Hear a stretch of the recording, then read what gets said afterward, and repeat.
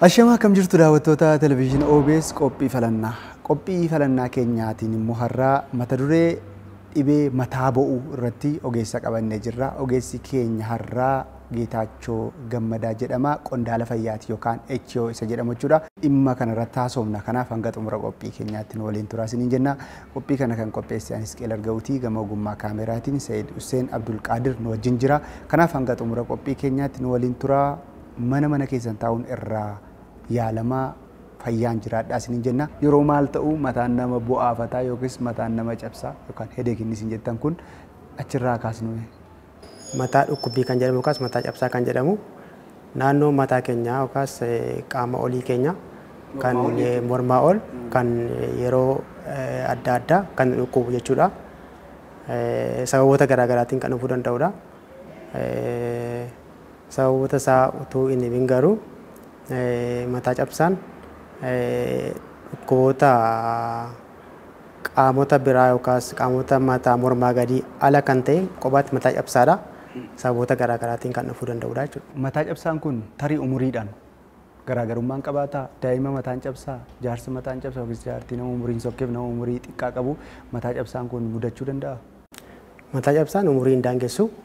Nama hundumaa mataa cabsuu danda'a. Mataa cabsaa himachuu dhiisuu irratti maleessa nama hundumaa mataa cabsuu danda'a.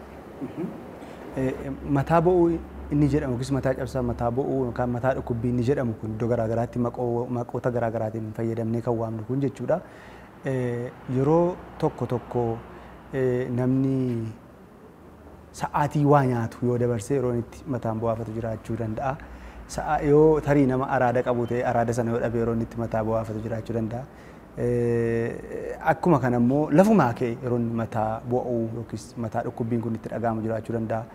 Wantoota kana akkamittiin ibsitu? Walumaa galatti mataa cabsaan taayippii yookaas gosa lamatu jira. Innis gosoonni lamaan kun afaan kan barame afaan alaa waan ta'eef piraayimerii yookaan sekendariidhaan wanta dhufuudha. Piraayimerii yookaas kan jedhamu kun warra sadarkaa jalqabaa yookaas sababoota biraa wajjin waliin qaban jechuudha. Innis kan akka dhukkuba dhiibbaa dhiigaa, dhukkuboota kalee, dhukkuboota keessaa waan akka taayifoodii, taayifasii, busaa naafni wajjin wantoota wal fakkaatu wajjin wanta waliin qaban jechuudha. Isaan kun gosa lamatti qoodamu. Mataa cabsaa yookaas mataa dhukkubbii dhiphinaan dhufu jechuudha yookaan tension headache wanta jedhamudha. Inni lammaffaan migraine headache wanta jedhamudha. Lamaan isaaniiyyuu ibsa mataa isaanii qabu, mallattoo mataa isaanii qabu. Walumatti garuu migraine headache yookaas tension headache yookaas primary headache wanta jedhamu kun persentii 90 qabatu. Mataa cabsaa jiran keessa persentii 90 qabatu jechuudha. Tokko yoo ilaaluun barbaachise tension headache wantu jedhamu kuni persentiidhaan persentii 75 qabachuu danda'a. Sababa inni ittiin dhufuu danda'u tension headache was mataa dhukkubbii dhiphinaan dhufu jedhamee kan beekamu kuni persentii 75 kan qabatu sababa dhiphina sammuuti. Dhiphina sammuu kan jedhamu kuni namni waan garaagaraatti dhiphata. Hojii ta'uu danda'a. Wadhabdee ta'uu danda'a. Gadaantummaa jireenyaa ta'uu danda'a. Wantoota kanaan tension headache yookaas mataa cabsaa yookaas mataa dhukkubbii dhiphinaan dhufu jedhameetu adda ba'a. Mallattoo addaa kan tension headache qabu jedhamu mallattoo qubaa isaatii hin qabaata. Mallattoon qubaa isaatii kuni mataa cabsaan kun guutummaa qaama mataa keenyaa dhukkuba guutummaa isaa jechuudha. Inni lammaffaan mataa dhukkubbiin kuni kallattii arfaniin naanna'uu danda'a. Dudduubaan dhukkubuu danda'a, fuulduraan dhukkubuu danda'a, bukkee gara sigaaraatiin dhukkubuu danda'a. Mallattoo kana fakkaatu qaba. Mallattoo biraan isaa mataa dhukkubbiin kun yeroo hundumaa dhukkuba. Har'a nu dhukkube, boris nu dhukkuba, iftaan nu dhukkuba. Tarkaanfii fudhannee mataa dhukkubbii kana hin sirreessu taanaan yeroo hundumaa dhukkubuu danda'a jechuudha. Even waggaa turuu danda'a, waggaa 2 turuu danda'a, torban 2-3 jas turuu danda'a jechuudha. Mallattoo qubaa isaatii kanaan qaba. Mallattoo biraan isaa sababa dhiphinaan dhufeef yaadi keenya hin battanama. Yaadi keenya hin battanama, hin faca'a yaadi keenya jechuudha. Wanta yaadne hin irraanfanna. Waan qabatamaa tokko yaaduu hin dandeenye jechuudha. Mataa dhukkubbii kana. Dandeettii waa qabachuu keenya baay'ee dhiphata jechuudha. mallattoo kana hin qabaata. Mataa dhukkubbii kanaan baay'ee irra caalaa kan dhukkubsatan dargaggoota. Dubartootas haa ta'u, dhiiras haa ta'u, dargaggoota jechuun umurii productive age keessa warra jiran jechuudha. Mataa dhukkubbiin kun isaan irratti baay'ee hin baay'ata. Maaliif yoo jenne silas sababni isaa dhiphinaan waan dhufeef dargaggoonni at least umurii dargaggummaa keessa gaafa galan wanta baay'eedhaaf saaxilamu. Wanta baay'ee kana koppaappi gochuudhaaf yookaas dhiphina kana tuquunamaa jechuudha. Dhiphinni kun gaafa itti baay'atu mataa dhukkubbiitti baay'ata jechuudha. Persentii 90% kan tilmaamu dargaggeessatti baay'ata mataa dhukkubbiin kun jechuudha. Dargaggeessatti baay'ata. Kun mallattoo mataa dhukkubbii gosa dhiphina jedhamuun dhufuudha. Inni kan biraan migreen headache primary sana keessa migreen headache. Ortuun ce'inii amma fakkeenyaaf dhibeen kun jechuudha mataa bu'uun kun dargaggoota irratti baay'ataa jennee namoota productive yookiis umurii hormaataa horuu danda'an keessatti baay'ataa jennee hiikneerra. Yeroo baay'ee immoo dhiphachuu sammuu namni tokko waan ta'eef yaadda'uu dhiphachuu kana wajjin wal qabata jedhameera. Yeroo akkas jennu namni sadarkaa kamittiyyuu umurii kamittiyyuu dhiphachuu danda'a, dhiphinni akkasii jiraachuu danda'a. Kan inni dargaggootatti garmalee hammaatuuf sababni adda ta'e wanti jiru hin jiru. Mataa dhukkubbiin kun dhiphinaan haa dhufu malee namni hundumtuu ni dhiphata. Dhiphina kanatti garuu dargaggeessi yookaas namoonni umurii oomishummaa keessa jiran ganaa wantoonni baay'een isaan qunnamu. Wantoota baay'ee kana irraa ooluudhaaf falatti barbaaduudhaaf ganaa wantoota sanaaf haaraa waan ta'aniif falatti barbaaduu hin rakkisa. Namoota umuriin isaa deemee garuu namoota muuxannoo waan qabaniif falatti barbaaduu danda'u. Hiikisaa kanuma malee waan biraa miti sanaaf jechuudha. Bifa araadaan wal qabate illee yeroo itti nama qunnamu jira. Inni araadaan wal qabatee mataa nama bo'u kun siizenaalee jechuudha yeroo yeroodhaan dhufu kun inni immoo dhufee badu kun inni kunoo achi keessatti ilaalamuu dandeenya. Inni ilaalama amma warri gosa lama jenne kun gosa lamatti hirama jenne kun warra gurguddoodha. Wantoonni akkasuu warra akka araada kuni faakteroota yookaan sababa inni ittiin dhufuu danda'udha. Isaan bal'inaan ilaalanii dhiise faakterii guddaa shaniin dhufa. Mataa dhukkubbiin yookaan sababoota guddaa shaniin dhufa. Achi keessaa waa'ee suusii kaafnee haasa'uu barbaanne yoo akkas dura sababoota sana ibsuu barbaade emotional factor wanta jedhamu jira. Emotional factoriin kaka'umsa keessa keenyaatiin wantoota nutti dhufu jechuudha. Kaka'umsa keessa keenyaatiin gaafa jedhu namni tokko baay'ee gaafa aaru kaka'umsa keessa keenyaatiin, namni tokko gaafa baay'ee gammadu kaka'umsa qaama keenyaatiin, namni tokko gaafa dhiphatu kaka'umsa qaama keenyaatiin, namni tokko gaafa dipireeshinii keessa galu kaka'umsa qaama keenyaatiin. Innis warroonni kun mataa ibsaa hin fidu. Namni tokko gaafa dhiphatu wanta baay'inaan dhiphachuu danda'a. Rakkoon maatii jiraachuu danda'a. Rakkoon hojiin itti baay'atee dhiphachuu danda'a. Dipireeshinii keessa galuu danda'a. Nama wajjin yookaas aaruu danda'a. Wantoonni kun mataa dhukkubbii hin fidu jechuudha. Inni lammaffaan gara suusitti dhufne daayitarii faaktirii wanta jedhamu yookaas nyaataaf dhugaatiidha wanta dhufu jechuudha. Suusiin nyaataaf dhugaatii keessatti ramadama akka mataa ibsaa kanatti. Araadni kun nyaata dhugaatii keessatti qoodama. Wantoonni kun fakkeenyaaf alkoolii yookaas alkoolii manna alkoolii baay'inaan fudhachuun mataa dhukkubbii fida. Araadii waan baay'ee jira. Tamboo aarsuun araada keessaa tokkodha.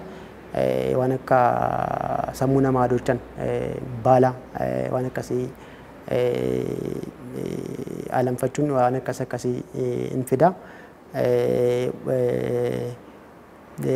Wantooti nyaataaf dhugaatiidhaan dhufan kanaadha. Achi keessa araada keessaa fuunee yoo ilaalle sijaaraan araada, tamboo xuxuun araada jechuudha.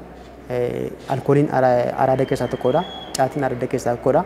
Wantoonni kun mataa dhukkubbii hin fidu. Attamitti mataa dhukkubbii fidu jennee gaafa yaadnu garuu yoo dhabne immoo yoo argine mataa dhukkubbii fidu jennee gaafa yaadnu namni tokko alkoolii gaafa dhuge jedhu mataa dhukkubbii fida. Namni tokko garuu caatii gaafa qaame jedhu mataa dhukkubbii fida. Before and after ማለት ነው. Before and after fida wantichi alkoolii dhugee ganama isaa yoo baay'ee dhugee mataa dhukkuba namni tokko immoo caatii gaafa qaamuu dhiisutu mataa dhukkuba. Kan biraa namni tokko gaafa buna dhugee buna sana baree mataa dhukkubbii yoo dhabee mataa dhukkubbiitti fida jechuudha. Araadii walumaa galatti mataa dhukkubbii wanta fidan keessaa tokkodha jechuudha. Maayigiriin isa jedhamu sanatti ceenume. Maayigireenii mataa dhukkubbii maayigireen jedhamu gaafa kaa'amnu namni baay'een beekadhee yaadama. Mataa dhukkubbii gartokkee wanta jedhamudha. Yaa garuu attam nama godhaa maaliin dhufaa attamitti fooyyessuu dandeenya wanta dhamutu xinnoo hubannoo hin qabnu malee mataa dhukkubbii maayigireen gaafa kaa'amnu mataa dhukkubbii gartokkee akka ta'e namni nama baay'ee beekachuudha. Garuu hubannoo waliigalaa kennuudhaa fi mataa dhukkubbii gartokkee gaafa jedhamu persentii 60 isaa ol mataa dhukkubbiinsa gartokkoodha. Gartokko jechuudha. Gartokkoon sun garuu har'a gara kana dhukkube torban dhufu garuu gara kana dhukkubuu danda'a. Bitaa mirgaa wajjin dhukkubuu danda'a jechuudha. Persentii 60 gara kana gaafa dhukkubu kun ciraan dhukkubachuu miti. Wanti namni keenya hubachuu qabu. Kun ciraan dhukkubachuu miti kun fayyaa taa'achuu miti. Mataa dhukkubbii isa gara caalu kanatti namatti dhaga'ama jechuudha. Persentii 60 isaa ol kun inni dhukkubaa jechuudha. Kanaadha. Milikkita kan inni dhufu yaa'u kan inni dhufuu danda'u dhiphinumaan dhufu waan biraan qabu dhiphinaan dhufaa yookaas wanta hin eegamne tokko gaafa siquun nama dhufachuudha sababisa. Mallattoo mataa dhukkubbii jalqabaa irraa attention headache yookaas mataa dhukkubbii dhiphinaa kan jedhu irraa kan adda godhu ol deebisuu barbaada. Mataa dhukkubbiin inni maayigireen jedhamu kuni baasuu barbaada. Baasuu danda'as baasuu dhiisuu danda'a. Garuu mallattoo baasuu qaba. Wanti kun jechuudha. Kan biraan ifa hin jaallatu. Ifa humnaa ol hin jaallatu. Ifa bakkeessa ta'uu ampuulii mana keessaas ta'uu hin jaallatu. Sitti hammaataa jechuudha waan akkasii argu. Sagalee guddaa hin jaallatu. Sagalee guddaa fi waca hin jaallatu. Kana gaafa laaltu mataa dhukkubbiin kun maal jettee akka dhuunfaatti ankoo mataa dhukkubbiin kun maal jettee yaaduu dandeessa? Maayigireen jettee yaaduu dandeessa.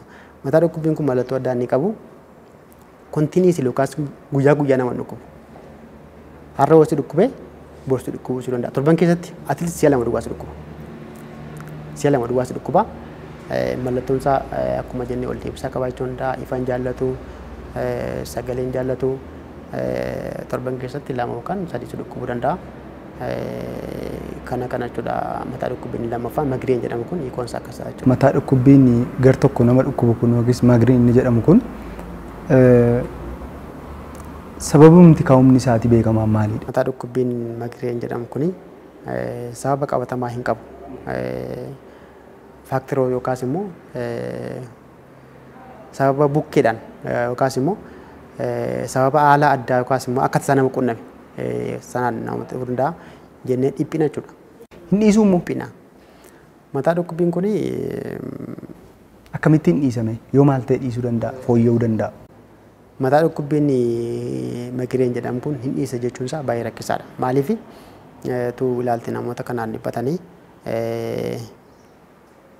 yookaan mana yaalattee deebi'anii dawaa fudhatu yookaas immoo ofuma isaatii mataa dhukkubbii waan qabaniif ofuma isaatii dhaqanii faarmaasiidhaa qoricha bitatu.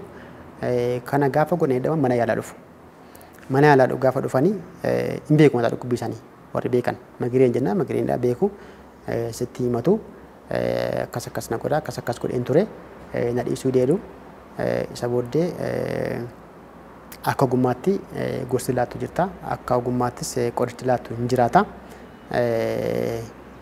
Mataa dhukkubbii kun garuu guutummaa guutuutti umurii akkasitti nama dhiisachuun ji'a akkasitti waggaa akkasitti nama dhiisachuun hin danda'amu. Dhibee akka busaa yoo kaafne dhibee akka garaachaa yoo kaafne dhibee biyyoota hiyyeeyyii jedhaniiti beektonni kan isaan ka'an jechuudha. Dhibeen tokko immoo dhibeen akka sukkaaraa dhibeen kana fakkaatu immoo dhibee biyyoota guddatanii amma biyyoota guddataa jiran keessattuu baay'ataa jiru dhibeeleen akkasii. Dhibee mataa bu'uu kana fakkeenyaaf baadiyyaa keessatti immoo magaalaa keessatti irra baay'ata. Yeroo baay'ee kan inni itti baay'atu magaalaa keessatti. Tarii dhibeen kunis akkuma kana jireenya mijataan wal qabatee fi jireenya mijataa hin taane qabaachuu wal qabatee waan namatti hammaachuu danda'udha. Dhibee yookaas dhukkuba biyyaa hiyyeeyyii fi dhukkuba biyyaa guddatanii fi hin guddanne jedhamee kan qoodamu hin jiraata. Inni kun dhukkuboota daddarboodha. Dhukkuboota akkasii kun yeroo baay'ee dhukkuboota daddarboon dhibee biyyoota hin guddanneeti. Waan baay'eedhaan jechuudha. Qabeenyaanii beekumsaanii sooshaaliidhaan dhibeen biyya hiyyeeyyii jedhamu dhibee dhukkuboota daddarboodha jechuudha.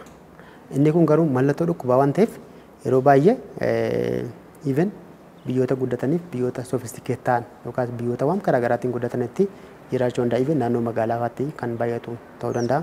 Maaliif jennee yoo kaafne dhibeen kun mallattoo dhukkubaati jennee kaafne irraa deebi'ee immoo dhibeen kun persentii guddaansaa dhibee dhukkuboota darbanii miti jennee kaafne. Maaliif jennee kaafne piraayimarii koos jennee wanti kaafne suni piraayimarii koos sun dhibee dhukkuba biraadhaan hin dhumne jennee kaafne sila jechuudha.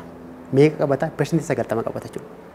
Persentii 90 qabata jechuun immoo persentii 10 duwwaatu dhukkuboota darboodhaan kan dhufu mataa qabsaa jechuudha. Xiqqoodha jechuudha. Fakkeenyaaf biyya keenyatti dhukkuboota darboon persentii 80 fi isaa oliidha. 80 fi isaa olii jechuudha.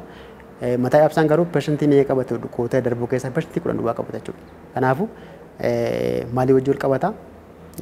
Haala bizii ta'uu, haala rakkoo hojiitiin wal qabachuu, haala wantoota garaa garaatti bizii ta'uu wajjin waan wal qabatuuf deebi'ee immoo dhukkuboota darboo wajjin badaa persentii 10 duwwaa waan ta'eef dhibee biyyoota guddatanii dhibee naannoo magaalaatti baay'atu illee fudhachuu dandeenya jechuudha. Dhibee biraatu dhibee mataa bu'uu fiduu danda'a moo dhibeen mataa bu'uu dhibee biraa fiduu danda'a? Dhibeen biraan mataa bu'uu fida malee mataa bu'uun dhibee biraa hin fidu.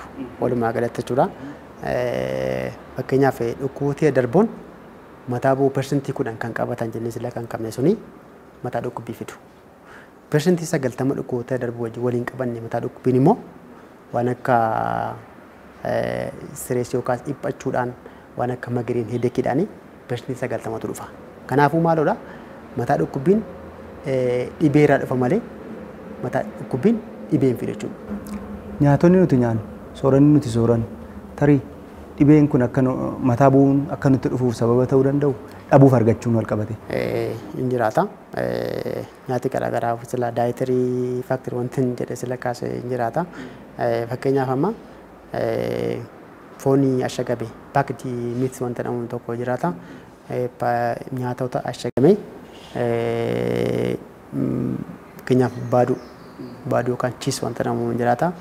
Yeroo baay'ee actually practically waan beennuu fi baaduuni attamitti mataa dhukkubbii fida jennee kaafne hunduma irrattis ta'uu dhiisuu danda'a garuu baaduun gosa hin qabaata. Gosa jechuun yeroo turtiinsa garaagarummaa hin qabaata. Practically waan argee jiraachuu danda'a waan ta'eef baaduun yeroo turtiinsa achi siqaa gaafa deemu mataa dhukkubbiin fidaata. Waan jirurraas waan dubbifame irraa waan practically itti argame irraas jechuudha. Foon ashagamee ture waan akka baaduu waan akka yaa'u nyaata jennee fudhanne waan ta'e waan akka caatii waan akka jennee sirra kaafne irraa isaanis fiduu danda'a. Yaa'u namoota tuusii hin qabneef garuu eegoota aadaa hin qabneef waan akka baaduu nyaata ashagamee dhibii mataa ibsaa fiduu danda'a inni fudhachuu dandeenya jechuudha. Fakkeenyaaf namni tokko gaafa dhibee mataa bu'uun itti dhaga'amutti ka'u jalqabatti deeggarsan utuu mana qorichaa hin dhaqiin ofii gochuu qabu kana kan jettan nyaataan wal qabatee tarii dhugaatiin nyaataanis wal qabatee yoo jiraate. Yeroo baay'ee bakka nyaataaf dhugaatii wajjin wal qabatee nyaata akkasii mataa dhabsaa mataa dhukkubbii ittisa wanta jedhamu badaa intinaan ta'u garuu akkuma baramerraa wanti qabu tokko mataa dhukkubbiin sila yeroo mataa dhukkubbii jedhamu silas maashaan qaama keenyaa yookaan maashaan gara qaamaa jiru kuni garmalee harkifamu wanta jedhamu irraa waan ka'eef qaamni ta'u gaafa garmalee harkifamu walitti deebi'uudhaaf maal barbaada waan qabbanaa barbaada. Kanuma kan ka'e akka baramerraas waan bishaan qabbanaa dhuguu nyaata qabbanaa nyaachuun wanti kun dhukkubbii hamaa gara dhukkubbii xiqqootti fooyyessuu danda'a jechuudha. Namni yeroo dheeraadhaaf mataa bu'uun itti baay'atu yookaan itti baay'atu tokko carra dhibbaanni wal hormaata isaanii irratti geessisuu danda'u illee jira jedhamee haasa'ama. Ogeessi maal jedha kanaaf? Hawaasa keessa ruumeriin jiru yookaas haasaan jiru dhugaas ta'uu danda'a dhugaa ta'uu dhiisuu danda'a garuu waa malee odeeffamu darbaan waan dhufeef jechuudha. Sirrii ta'uu danda'a. Akkamiin sirrii ta'uu danda'a wanta jedhamu emotional yookaas hormonaal faakter wanta jedhamu jira. Sila bakka shanatti qoodamee tureen hin finne hormonaal faakter yookaas immoo hormoonii qaama keenya keessa jiru piroojistiroonii, estiroojinii yaa'u Oromoon fisaa nama rakkisa. Piroojistiroonii, hoesteroojinii wanti jedhamu hin jiraata. Isaan kuni fakkeenyaaf hormonaal faakteriin attamitti mataa cabsaa fida yoo jennee jalqabu maqaan finne hormonaal faakteriin dubartoota irratti si'a lama fida. Tokkoffaa irratti during initial ministration ministeriin jalqabaa gaafa dhufee jedhu mataa dhukkubbiin baay'ee itti dhaga'ama dubartootatti. Attamitti itti dhaga'ama maaliif itti dhaga'ama wanta jedhamuufi ministeriin kan fidu yookaas marsaa laguu kan fidu hormooniidha. Hormooniin suni amma qaama sanaa wajjin wal barutti mataa dhukkubbiin fidaata. Lammaffaa irratti gara dhumaa irratti monopoos keessa gaafa galan yookaas gaafa da'umsa dhaabanii hormooniin badaa deema. Hormooniin dubartootaa piroojistiroonii wanta jedhamu badaa deema. Isa booddee gaafa badaa deemu mataa dhukkubbiin fidaata. Fidaa jechuudha si'a lamatti dhufa jechuudha. Inni kan biraani hormoonal repileesimentii wanta jedhaman hormooniin bakka buusu wanta jedhaman inni kun biyyoota guddatan biyyoota keenyatti garuu bakka hin jiru baramne sii qabeessaas rakkisaadha. Attamitti hormoonii bakka bu'uuna maaliifi hormooniin qaama keenyaa kunii bareedina qaama keenyaaf yookaas umurii keenyaaf murteessaadha. Kanaafuu namoonni biyyoonni guddatan maal godhu fiizikaaliin isaanii kun qaamni isaanii kun akka inni akka waxxaxummaatti akka adaaltitti akka eegamuuf hormoonii bakka buufatu hormooniin bakka bu'e kun mataa dhukkubbii fidaa jechuudha. Akkaataa kana mataa dhukkubbii hin fidaata. Walumaa galatti mataa dhukkubbiin gaafa jiraatu hormoonal disturbansiin gaafa waan jiraatuuf hormooniin hin jeeqama. Gaafa hormooniin jeeqamu fedhiin wal quunnamtii saalaa gadi bu'uu danda'a jechuudha. Karaa kana mataa dhukkubbiin gaafa namarra turu hormooniin yookaas fedhiin wal quunnamtii saalaa xinnoo gadi bu'uu danda'a jechuudha. Akka falaatti immoo namoonni tokko gaafa dhibeen akkasii isaan qabu gaafa dhibeen mataa bu'u garmalee mataa isaanii isaan bu'aafate yookiis mataa dhukkubbiitti dhaga'amu tarii natti fooyyessuu danda'a jedhanii yeroo isaan kophee ofirraa baasanii bishaan diilallaa keessa miila kaa'atan jiraachuu danda'a. Faallaa isaan ho'aa keessa kan kaa'atan jiraachuu danda'a. Tarii na dhiisuu danda'a jedhee yeroo isaan warrumti araada hin qabne illee baalota garaagaraa itti nyaatan jiraachuu danda'a. Wantoota garaa itti fayyadaman jiraachuu danda'a. Wanta hawaasa keessatti ta'u kun ija ogeessaatiin akkamiin ilaalamame?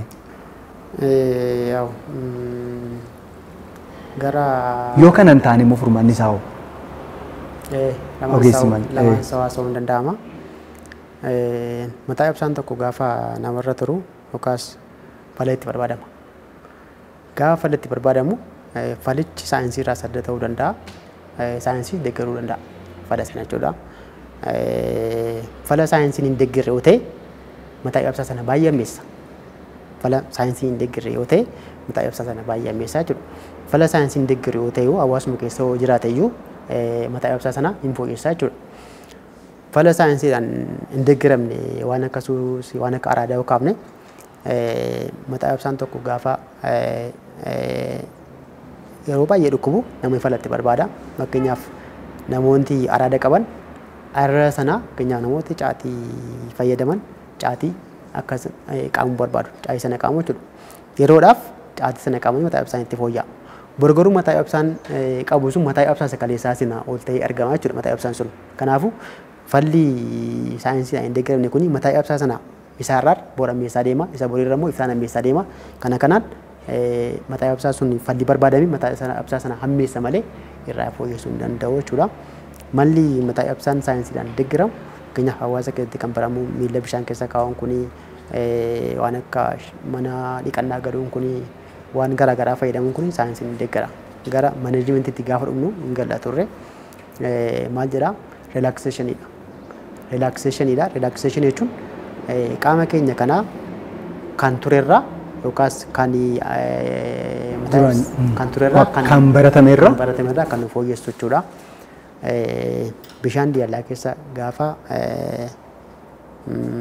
miila keenya geessu sammuun keenya maalitti daayivartii ta'a gara bishaan diilallaa sanaatti daayivartii ta'a waan biraa miti.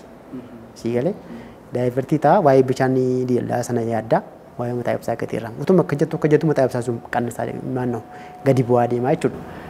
Attentionii keerraa waan kaafteef. Attentionii keerraa waan kaafteef maneejimentiitti gaafa qunnamnaa sumna turre garuu wantichi sirrii jechuu barbaadeeta. Namni mataa bu'uun gar malee tammaatu rafuus kan hin dandeessine jira. Kan rafee dhaqeema rafee immoo gaafa rafee ka'u immoo dhiisuus jiraachuu danda'a. Kan immoo rafee riba keessas kan mataa bu'uun kun tammaatu jiraachuu danda'a. Keessumaa namoota dhibee biraatiif saaxilamanii jiran irratti yeroon akkasii baay'inaan hin ka'a. Tarii isin akka ogeessaatti jechuudha walumaa gala dhibee mataa bu'uu kana hambisuudhaaf namni tokko utuu dhufee isin biran ga'in utuu dhufee mana yaalaa dhaqee ogeessatti ofina himiin dura gaafa dhibeen mataa bu'u tokkotti ka'u maal godhee ofiisaatii bakka jiru taa'e irraa of fayyaduu danda'a? Yoo cimee sadarkaan itti aanu maal ta'uu qaba? Waa'ee hirriba wajjin wal qabatee mataa dhukkubbii kana kaafne hin jiraata. Jala faaktarii isaa keessaa fiizikaal faaktarii jedhama. Fiizikaal faaktarii jechuun mataa keenya irraa yookaas qaama mataa keenya irraa kan ga'u jechuudha. Fiizikaal faakteriin namni tokko hirriba hin barbaachisa. Qaama keenya kanaaf hirriba hin barbaachisa. Sababa hirriba dhabuutiin mataa cabsaan hin dhufa. Sababa hirriba baay'isuutiin mataa cabsaan hin dhufa. Waa lama jechuudha. Namni tokko sa'aatii barbaadame ol yoo rafee mataa cabsaan itti dhufa jechuudha. Namni tokko immoo sa'aatii barbaadame gadi yoo rafee mataa cabsaan itti dhufa jechuudha. Kanaafiyyuu waa'ee hirribaa silaa kan itti kaaftee fi nama hirriba dhabe tokko mataa cabsaan beekamaadhaan dhufa. Nama hirriba baay'isu tokko mataa cabsaan beekamaadhaan hin dhufa. Kan biraan fiizikaal faakteriin qaamni alaa tokko turuumaan tokko yookaas immoo qaamni bakkee nutti darbatamu tokko mataa keenya gaafa rukutu mataa cabsaan hin dhufa. Fiizikaal faakteriin kana kanaan dhufa jechuudha.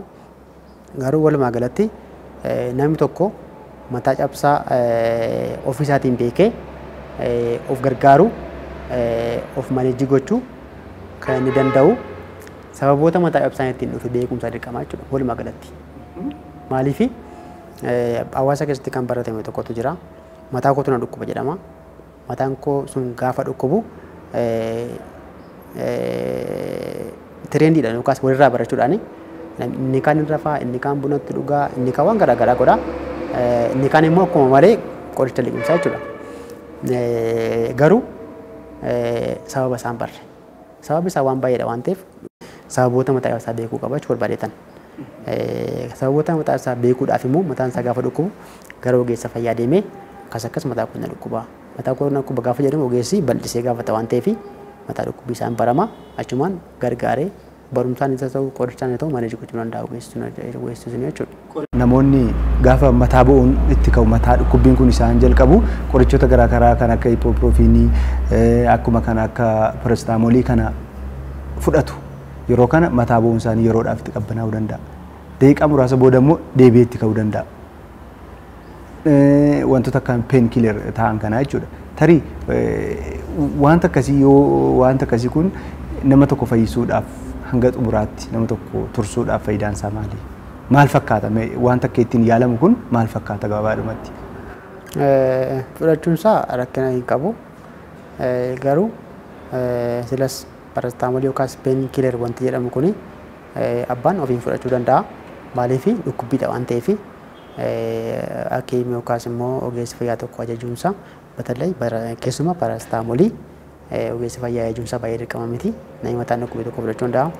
Garuu namni dhuunfaan tokko parastamoolii har'a fudhatee har'atti fooyyessee bor mataa cabsaan itti ka'e taanaan parastamoolii bor dabalee fudhachuu hin qabu. Maaliif akkuma jenne mataa cabsaan sababa garaagaraatiin mataa bu'uun sababa garaagaraatiin waan dhufuuf parastamoolii fudhadheen ture boris natti fooyya'ee ture natti deebi'ee jedhee ogeessa fayyaa dhaqee qabsiisuu qaba jechuudha. Maaliif sababni isaa sababa garaagaraa waan ta'eef. Mee xumura irrattis akka ogeessaatti namoota dhibee akkasii qabaniif namoota dhibeen akkasii utuu hin dhufin irraa yaalamuudhaaf irraa fayyuu qabu of fayyisuu of gargaaruu qabu jettaniif walumaa gala kana tafe immoo kan jettan carraa xumura.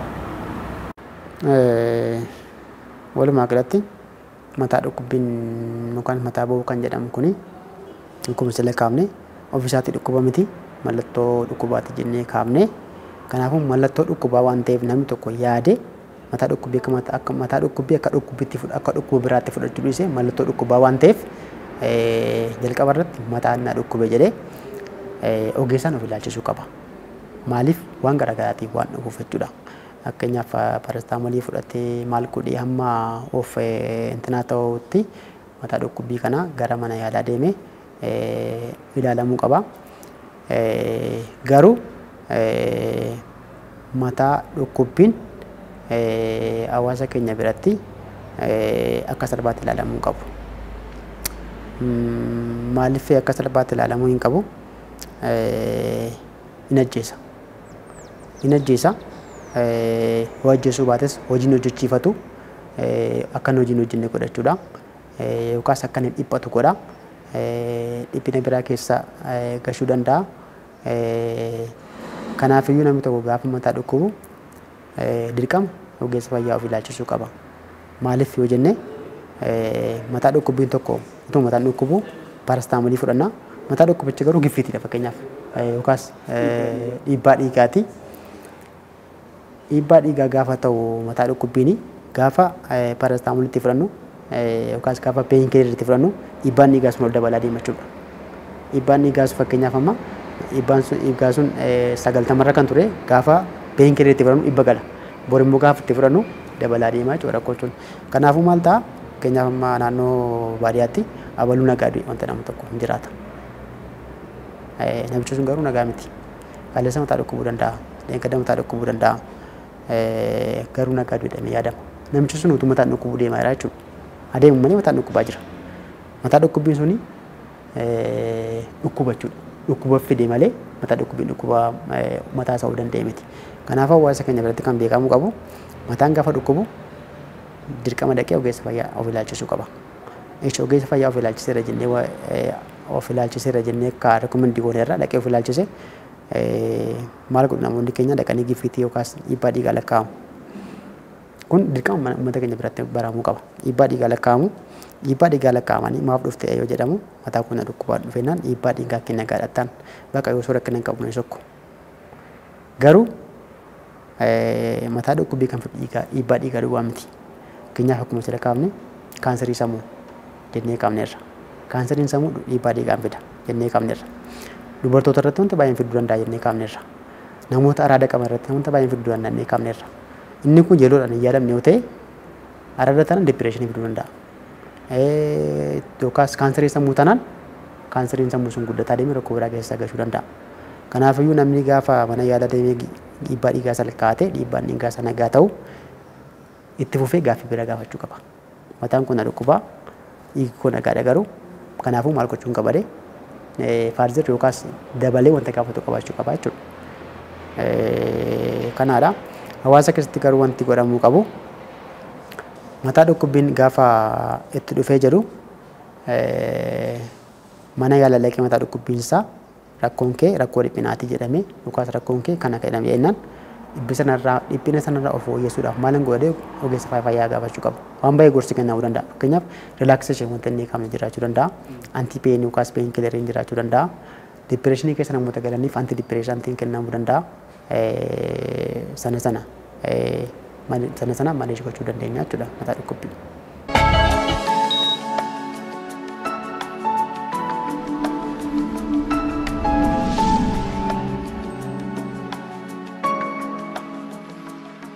Kabajamtoota daawwattoota keenya dhibee mataa ba'uu irratti qondaala fayyaa kan ta'e Geetaachoo Gammadaa wajjin turtii nuti taasifne kanuma fakkaata. Yeroo biraa gaa mata duree biraatiin deebinee walitti dhufnaa. Qophii kana kan qopheessan Isqeel Arga'uu Sayyid Hussein Abdulqaadir gama ogummaa kaameraatiin wajjin jira. Turtanii waan nu hordoftaniif galanni keenya guddaadha. Ulfaadha.